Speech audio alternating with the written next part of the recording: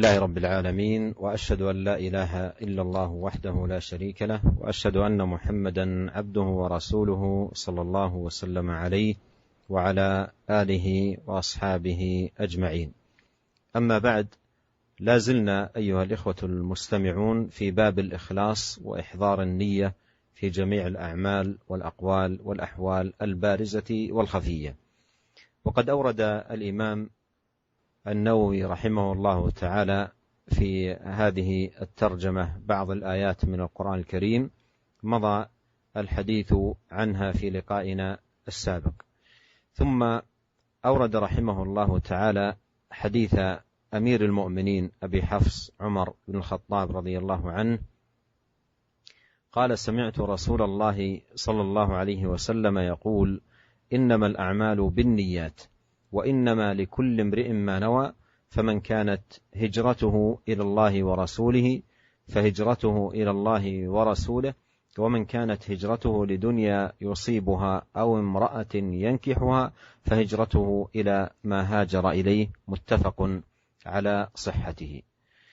وهذا الحديث، حديث عمر بن الخطاب، هو أول حديث أورده الإمام النووي رحمه الله تعالى في كتابه رياض الصالحين، وكذلك هو أول حديث أورده رحمه الله تعالى في كتابه الأربعين النووية، وكذلك في كتابه المجموع شرح المهذب عقد فصلا في الإخلاص وإحضار النية، أورد فيه 3 آيات، ثم أورد هذا الحديث، حديث عمر بن الخطاب رضي الله عنه. وهذا الصنيع من هذا الإمام بالبدء بهذا الحديث له نظائر قبله عند أئمة أهل العلم، مثل الإمام البخاري رحمه الله افتتح كتابه الصحيح بحديث إنما الأعمال بالنيات، والإمام البغوي افتتح كتابه مصابيح السنة وشرح السنة بهذا الحديث، كذلك الإمام عبد الغني المقدسي افتتح كتابه عمدة الأحكام بهذا الحديث، وغيرهم من أهل العلم. والبدء بهذا الحديث فيه التنبيه لأهمية إحضار النية، وأن النية أساس تقام عليه الأعمال وأصل يبنى عليه الدين. ولهذا فإن شأن هذا الحديث شأن عظيم ومكانته علية، وهو يدخل في جميع أبواب الفقه، كل باب من أبواب الفقه يدخل فيه هذا الحديث. ولهذا نقل عن الإمام الشافعي رحمه الله أنه قال: يدخل هذا الحديث في 70 بابا من الفقه. فالنية يحتاج إليها في الصلاة، يحتاج إليها في الصيام، يحتاج إليها في الحج، يحتاج إليها في جميع الطاعات والعبادات، بل إن الأمور المباحات بالنية الصالحة تتحول إلى عمل صالح يثاب عليه العبد. وقد قال أهل العلم إن مدار الإسلام على هذا الحديث، وقد قال بعض أهل العلم عن هذا الحديث هو ثلث العلم، وهو أحد الأحاديث التي عليها مدار الإسلام. فالشاهد أن هذا الحديث حديث عظيم جليل القدر عظيم الأهمية، ينبغي أن يعنى به كل مسلم حفظا وفهما وتحقيقا لما دعا إليه من إصلاح النية وإطابة المقصد.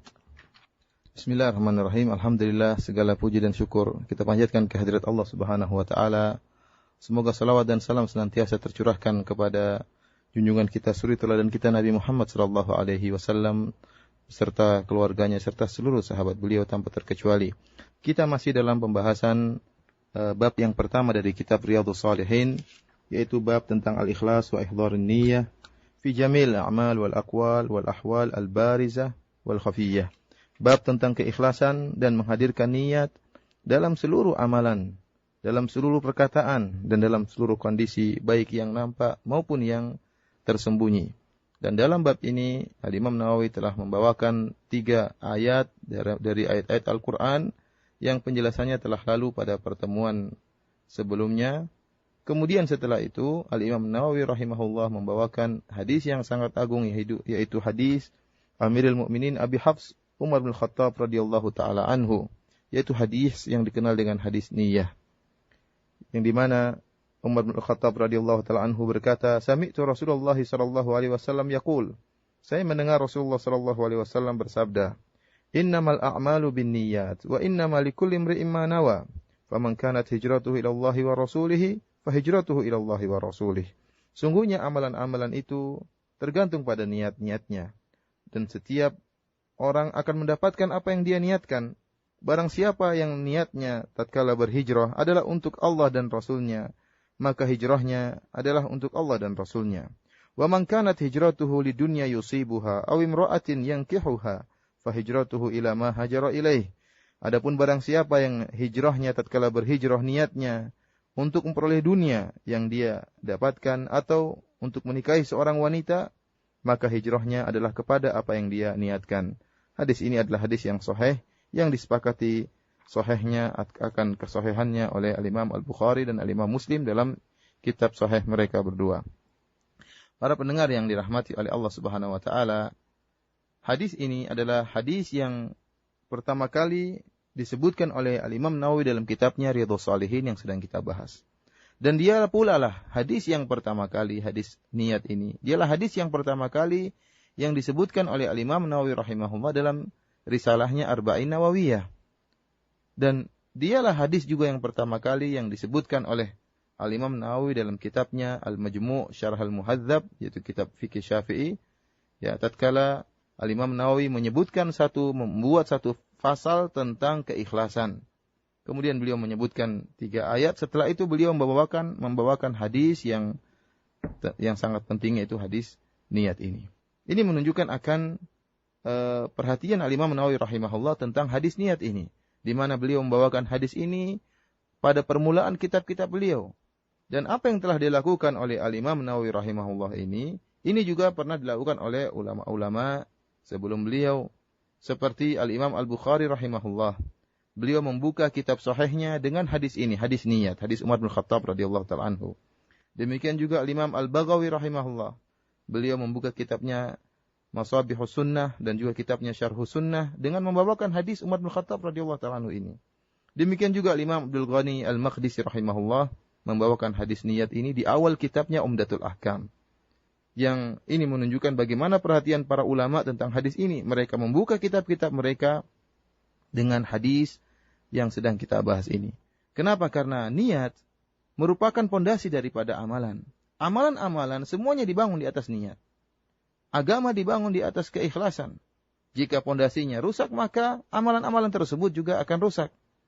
Ini menunjukkan bahwasanya hadis yang sedang kita bahas ini merupakan hadis yang sangat agung, yang kedudukannya sangat tinggi, ya, dalam agama ini. Bahkan hadis tentang niat ini masuk dalam seluruh pembahasan fikih.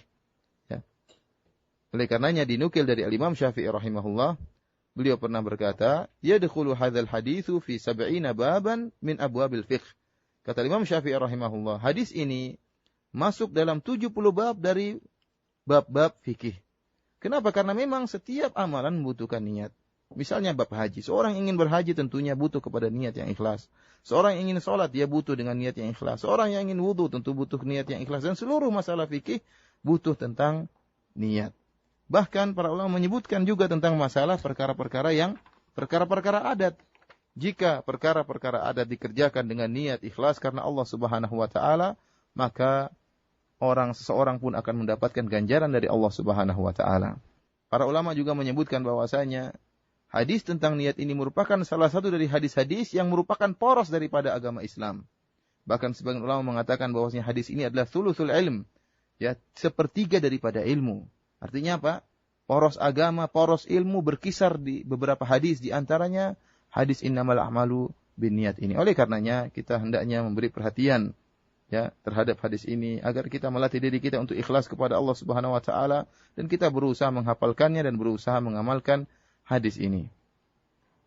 وقد نقل عن الإمام أحمد رحمه الله تعالى أنه قال أصول الإسلام على 3 أحاديث: حديث عمر الأعمال بالنيات، وحديث عائشة من أحدث في أمرنا ما ليس منه فهو رد، وحديث النعمان بن بشير الحلال بين والحرام بين وبينهما أمور مشتبهات. وإنما كانت أصول الإسلام تدور على هذه الأحاديث ال3 لأن الدين كله يرجع إلى فعل المأمورات وترك المحظورات والتوقف عن الشبهات، وهذا تضمنه حديث النعمان. ثم ذلكم لا يتم إلا بأمرين: أحدهما أن يكون العمل في ظاهره موافقا للسنة، وهذا تضمنه حديث عائشة من أحدث في أمرنا ما ليس منه فهو رد. والثاني أن يكون العمل في باطنه يقصد به وجه الله، وهذا تضمنه حديث عمر بن الخطاب إنما الأعمال بالنيات. Para pendengar yang dirahmati oleh Allah Subhanahu wa taala, dinukil dari Al-Imam Ahmad rahimahullah, beliau pernah berkata bahwasanya usulul Islam ala 3 ahadits, bahwasanya pondasi-pondasi Islam, pokok-pokok Islam itu dibangun di atas 3 hadis, yaitu hadis Umar bin Khattab radhiyallahu taala anhu, innamal a'malu binniyat, bahwasanya amalan-amalan tergantung daripada niatnya. Hadis yang kedua adalah hadis Aisyah radhiyallahu taala anha, man ahdatsa fi amrina hadza ma laysa minhu fahuwa rad, barang siapa yang mengada-ngadakan suatu ajaran baru yang tidak ada contohnya dari Nabi sallallahu alaihi wasallam maka tertolak. Dan hadis yang ketiga adalah hadis Nu'man bin Bashir radhiyallahu taala anhu, di mana Rasulullah SAW bersabda, al-halalu bayyin wal haramu bayyin wa ma bainahuma umurun mustabihat. Perkara yang halal jelas dan perkara yang haram jelas, dan di antara keduanya ada perkara-perkara yang syubhat. Ini 3 hadis yang merupakan poros daripada agama ini. Kenapa bisa demikian? Para pendengar yang dirahmati oleh Allah Subhanahu wa taala, karena tatkala kita ingin mengerjakan perkara agama, kita diperintahkan untuk melaksanakan perintah-perintah Allah Subhanahu wa taala. Fi'lul ma'murat, kita diperintahkan untuk menjalankan perintah-perintah Allah. Dan kita juga diperintahkan untuk apa? Tarkul manhiyat, meninggalkan larangan-larangan Allah Subhanahu wa taala. Kemudian juga tatkala datang syubhat, maka kita berhenti untuk mengetahui mana yang benar dari perkara yang rancu tersebut. Dan penjelasan tentang perkara yang diperintah oleh Allah Subhanahu wa taala yang halal, dan penjelasan tentang hal-hal yang diharamkan oleh Allah Subhanahu wa taala dan perkara-perkara syubhat telah dijelaskan oleh hadis Nu'man bin Bashir radhiyallahu taala anhu. Kemudian tatkala kita ingin mengamalkan perkara ini, melaksanakan perintah, menjauhi larangan dan menjauhi syubhat, maka amalan yang kita lakukan zahirnya harus sesuai dengan sunnah dan batinnya harus ikhlas karena Allah Subhanahu wa taala. Untuk mengetahui zahirnya sesuai dengan sunnah atau tidak, maka ini telah dijelaskan oleh hadis yang kedua, yaitu hadis Aisyah radhiyallahu taala anha, di mana Nabi sallallahu alaihi wasallam bersabda, man ahdatsa fi amrina hadza ma laysa minhu fahuwa rad. Barang siapa yang mengada-ngadakan suatu perkara yang baru yang bukan dari agama kami, maka tertolak. Kemudian juga batin ya dari amalan tersebut harus ikhlas karena Allah Subhanahu wa taala, dan ini juga telah dijelaskan oleh hadis Umar bin Khattab radhiyallahu taala anhu, innamal a'malu binniyat, sungguhnya amalan itu tergantung daripada niatnya. Jadi jelas bahwasanya 3 hadis ini merupakan poros daripada agama Islam. وقوله صلى الله عليه وسلم في هذا الحديث إنما الأعمال بالنيات، أي الأعمال معتبرة بنياتها، الأعمال معتبرة بنياتها، فإذا كانت النية صالحة صحيحة فإن العمل يتقبل من العامل ويثاب عليه، وإذا كانت النية فاسدة رد عليه عمله. فالأعمال معتبرة بنياتها. والأعمال يتناول القرب التي هي العبادات، ويتناول أيضا عموم الأعمال كنوم الإنسان وشربه وأكله. فإذا نوى بأكله وشربه ونومه التقوي على طاعة الله وعلى عبادة الله، فهذا معتبر بهذه النية الصالحة التي قامت في قلب هذا العامل فيثاب على ذلك. فالأعمال المباحة تتحول بالنية إلى عمل صالح، لأن الأعمال معتبرة بنياتها، وهذا مما يبين لنا مكانة النية الصالحة وعظم أثرها، بحيث أن صاحب النية الصالحة حياته كلها تتحول إلى عمل لله عز وجل، بما في ذلكم نومه. Para pendengar yang dirahmati oleh Allah Subhanahu wa taala, sabda Nabi sallallahu alaihi wasallam di awal hadis ini, innamal a'malu binniyat. Ya, amalan-amalan itu hanyalah berdasarkan niatnya. Artinya apa? Al-a'mal mu'tabaratun biniyatiha, bahwasanya amalan-amalan itu dianggap sesuai dengan niat-niat dari amalan tersebut. Kalau amalan yang dilakukan niatnya adalah niat yang salihah, yang benar, maka amalan tersebut akan diterima oleh Allah Subhanahu wa taala dari pelakunya. Namun sebaliknya, jika tatkala seorang beramal, melakukan banyak amalan, akan tapi niatnya rusak, niatnya tidak beres, maka akan ditolak amalan-amalan tersebut karena tidak dianggap oleh Allah Subhanahu wa taala amalan tersebut karena niatnya yang rusak. Dan sabda Nabi sallallahu alaihi wasallam dalam hadis ini, innamal a'mal, sungguhnya amalan-amalan, ini adalah lafal yang umum, mencakup seluruh amalan, baik amalan-amalan ibadah, ya, kita bertaqarrub kepada Allah Subhanahu wa taala, amalan-amalan ibadah seperti salat, zakat, haji dan yang lainnya, dan juga mencakup amalan-amalan yang biasa, amalan-amalan yang adat istiadat yang biasa kita lakukan, seperti tidur, kemudian minum, kemudian makan. Karena jika seorang tatkala dia makan dan minum dan tidur, niatnya ikhlas karena Allah Subhanahu wa taala dalam rangka untuk memperkuat tubuhnya untuk bisa beribadah kepada Allah Subhanahu wa taala, maka dengan niatnya ini, apa yang dia lakukan tadi, tidurnya, makannya dan minumnya, seluruhnya dinilai berpahala di sisi Allah Subhanahu wa taala. Maka berubahlah amalan-amalan kebiasaan yang dia lakukan dengan niatnya karena Allah Subhanahu wa taala untuk kuat beribadah, berubah menjadi qurbah, menjadi bentuk ibadah kedekatan kepada Allah Subhanahu wa taala. Oleh karenanya para pendengar yang dirahmati oleh Allah Subhanahu wa taala, ini merupakan perkara yang menjelaskan akan agungnya niat, akan pentingnya niat. Bayangkan seorang hamba yang niatnya tulus, yang niatnya ikhlas karena Allah Subhanahu wa taala, maka seluruh amalannya, sehari-harinya, kehidupannya sehari-hari, semuanya bernilai ibadah di sisi Allah Subhanahu wa taala. Kenapa? Karena niatnya yang tulus. Ini sangat menunjukkan akan pentingnya niat dan urgensinya niat dalam kehidupan kita sehari-hari.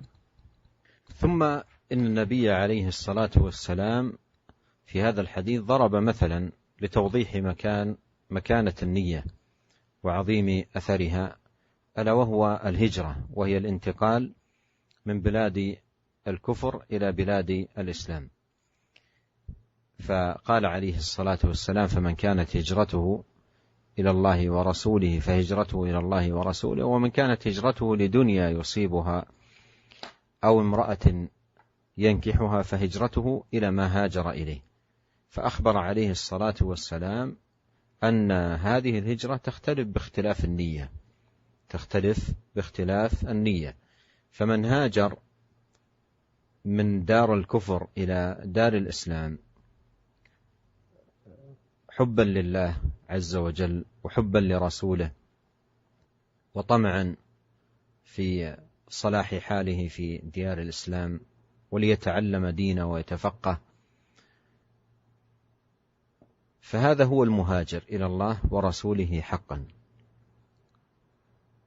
وهو الفائز بثواب الله. قال فمن كانت هجرته إلى الله ورسوله فهجرته إلى الله ورسوله. من كانت هجرته إلى الله ورسوله الأولى أي نية وقصدا، فهجرته إلى الله ورسوله الثانية أي ثوابا وأجرا.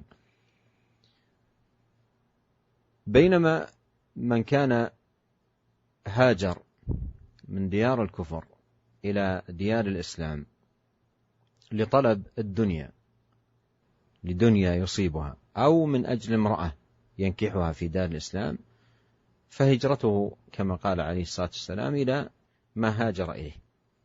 قال إلى ما هاجر إليه تحقيرا لما طلبه من أمر الدنيا واستهانة حيث لم يذكره بلفظه. فالشاهد أن الهجرة هذه طاعة من الطاعات، وبين عليه الصلاة والسلام أن مدار الأمر فيها وكذلك في غيرها من الطاعات على النية، والنية محلها القلب. Kemudian Nabi Shallallahu Alaihi Wasallam membuat suatu perumpamaan untuk menjelaskan tentang pentingnya niat. Nabi Shallallahu Alaihi Wasallam membuat perumpamaan tentang suatu ibadah yang sangat agung, yaitu ibadah hijrah, yaitu berpindahnya seorang dari negeri kufur kepada negeri Islam. Ya, ini adalah ibadah yang sangat agung. Kata Nabi Shallallahu Alaihi Wasallam, "Faman kanat hijratuhu ila Allahi wa Rasulihi, fa hijratuhu ila Allahi wa Rasulihi." Kata Nabi Shallallahu Alaihi Wasallam, barang siapa yang hijrahnya kepada Allah Subhanahu Wa Taala dan kepada Rasulnya, fa hijratuhu ila Allahi wa Rasulihi, maka hijrahnya adalah untuk Allah dan Rasulnya. Rasulullah Shallallahu Alaihi Wasallam menjelaskan setelah itu juga kata Nabi Shallallahu Alaihi Wasallam, "Man kanat hijratuhu lid dunya yusibuha, aw imra'atin yankihuha, fa hijratuhu ila ma hajara ilaih." Barang siapa yang hijrahnya ternyata untuk perkara dunia atau untuk menikahi seorang wanita, maka hijrahnya sesuai dengan yang dia inginkan. Dia hanya mendapatkan dunia dan tidak mendapatkan pahala dari Allah Subhanahu wa taala. Dalam contoh ini, Nabi sallallahu alaihi wasallam menjelaskan bahwasanya hijrah suatu amalan bisa jadi berbeda ya hakikatnya berdasarkan perbedaan hakikat niat. Barang siapa yang berjalan meninggalkan negeri kafir menuju negeri Islam dengan niat yang tulus, ikhlas, benar-benar karena cinta kepada Allah dan cinta kepada Rasulnya, karena ingin memperbaiki kondisinya, dan agar bisa belajar ilmu agama di negeri Islam tersebut, maka dialah muhajir yang hakiki. Dialah muhajir yang benar-benar berhijrah dengan benar. Dan dia akan mendapatkan pahala dari Allah Subhanahu wa ta'ala. Oleh karenanya kalau kita kembali memperhatikan hadis ini, tatkala Nabi SAW mengatakan, "Faman kanat hijratuhu ilallahi wa rasuli." Artinya barang siapa yang hijrahnya niatnya dan tujuannya karena Allah dan Rasulnya, fa hijratuhu ilallahi wa rasuli, artinya berarti hijrahnya itu akan mendapatkan pahala dari Allah Subhanahu wa ta'ala. Setelah itu Rasulullah SAW menyebutkan niat yang salah yang merubah hakikat hijrah. Kata Nabi SAW, "Wa man kanat hijratuhu ilid dunya yusibuha, aw imra'atin yankihuha, fa hijratu ila ma hajara ilaih." Adapun barang siapa yang hijrahnya karena perkara dunia yang ingin dia raih, atau karena ingin memperoleh wanita untuk dia nikahi, maka fa hijratuhu ila ma hajara ilaih, maka hijrahnya sesuai dengan yang dia inginkan. Rasulullah SAW di sini tidak menyebutkan tentang dunia ataupun wanita. Rasulullah SAW hanya mengatakan, maka hijrahnya sesuai dengan niatnya, sesuai dengan apa yang dia tujukan. Untuk tahkiran, untuk merendahkan, untuk menghinakan tujuan yang buruk tersebut. Karena amalan ibadah seperti hijrah, amalan ibadah yang sangat tinggi, tatkala diniatkan untuk perkara dunia, inilah adalah berarti bertujuan dengan perkara yang hina. Seharusnya perkara hijrah niatnya adalah untuk Allah dan Rasulnya. Karena hijrah merupakan ketaatan, dan setiap ketaatan harus dibangun di atas keikhlasan, karena poros daripada ibadah adalah niat yang ikhlas kepada Allah Subhanahu wa taala. Dan para pendengar yang dirahmati oleh Allah Subhanahu wa taala, niat adalah tempatnya di hati. والنية مكانها القلب، وهي بين العامل وبين ربه سبحانه وتعالى. ولهذا نص أهل العلم أنه لا يجوز التلفظ بالنية في أي قربة من القرب، بل النية بينك وبين الله سبحانه وتعالى. ويجتهد المسلم في كل أعماله وفي جميع طاعاته على الإخلاص وصلاح القلب وقصد الله سبحانه وتعالى وحده بالأعمال، وكل ذلك بين العبد وبين ربه جل وعلا. Kemudian Syekh mengingatkan bahwasanya niat mahalluha al-qalb, tempat niat adalah hati. Ini menunjukkan bahwasanya niat adalah perkara rahasia antara seorang hamba dengan Allah Subhanahu wa taala, antara seorang hamba dengan Rabb-nya. Oleh karenanya sebagian ulama mengatakan tidak boleh seorang melafalkan niatnya. Ya, kenapa? Karena niat adalah perkara rahasia antara dia dengan Allah Subhanahu wa taala. Seorang hamba berusaha untuk bisa ikhlas kepada Allah, berijtihad, bermujahadah untuk bisa ikhlas kepada Allah Subhanahu wa taala, dan seluruhnya itu antara dia dengan Allah Subhanahu wa taala. Allah yang Maha mengetahui tentang keikhlasannya yang terdapat dalam hatinya.